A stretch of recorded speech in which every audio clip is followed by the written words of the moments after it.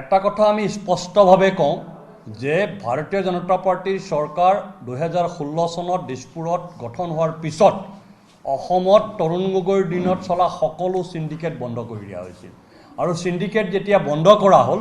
সিন্ডিকেটৰ পৰা যিসকল লোকে লাভ পাই আছিল সেই লাভ পোৱা লোকসকলক যেনেকৈ হিট স্প্ৰে কৰিলে পইতাচোৰা ওলাই আহে তেনেকৈ সেই মানুহবিলাক মাজে মাজে বাহিৰলৈ ওলাই আহে কেতিয়াবা এছেম্বলিৰ ভিতৰত কেতিয়াবা এছেম্বলিৰ বাহিৰত কেতিয়াবা প্ৰেছ কনফাৰেন্স পাতি তেওঁলোকে সিন্ডিকেটৰ বিষয়ে আলাপ বকে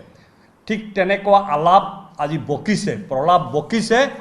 অখিল গগৈয়ে যিবিলাক অভিযোগ উত্থাপন কৰিছে সেই গোটেই অভিযোগখিনি গোকাত মিছা কথা 2016 চনৰ আগত তৰুণ গগৈৰ দিনত চলা সিন্ডিকেটৰ পৰা অখিল গগৈ নিয়মীয়াকৈ ধন পাইছিলে 2016 চনত ভাৰতীয় জনতা পাৰ্টিৰ চৰকাৰ গঠন হোৱাৰ পিছত অখিল গগৈ সেই ধন পোৱাটো বন্ধ হৈ গ'ল কিয়নো সিন্ডিকেট ব্যৱস্থাটোৱে বন্ধ হৈ গ'ল সেইকাৰণে অখিল গগৈয়ে দিনতে সৰিয়হ ফুল দেখা হৈছে আৰু সিন্ডিকেট চিঞৰি থাকে গতিকে অখিল গগৈহঁতে এতিয়া এনেধৰণেৰে মানে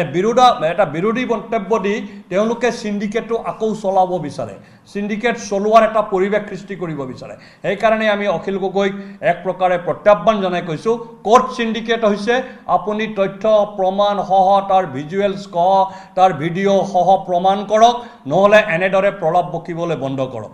এক নম্বৰ কথা দুই নম্বৰ কথা অখিল গগৈক আমি সাৱধান আৰু সতৰ্ক কৰিছোঁ যাতে তেওঁ অসমৰ জনসাধাৰণক বিভ্ৰান্ত কৰি এক অৰাজক পৰিস্থিতি সৃষ্টি কৰাৰ কাৰণে পুনৰ প্ৰয়াস নকৰে কিয়নো প্ৰথমতে সৰ্বানন্দ সোণোৱালে আৰু এতিয়া ডক্টৰ হিমন্ত বিশ্ব শৰ্মাৰ নেতৃত্বত আমি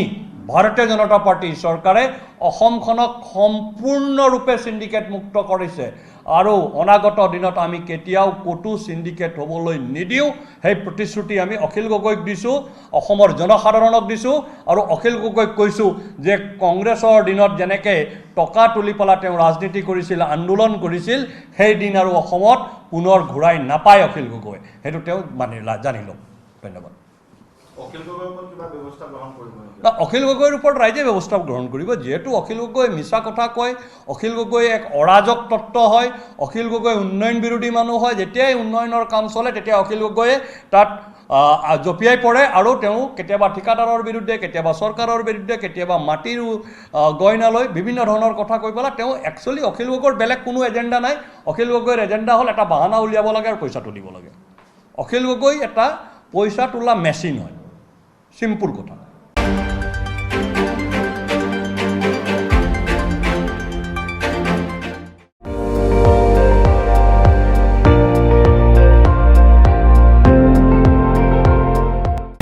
আপুনি চাই আছে ND24 সৰ্বশ্ৰেষ্ঠ নহয় সৰ্বোত্তমৰ দৌৰত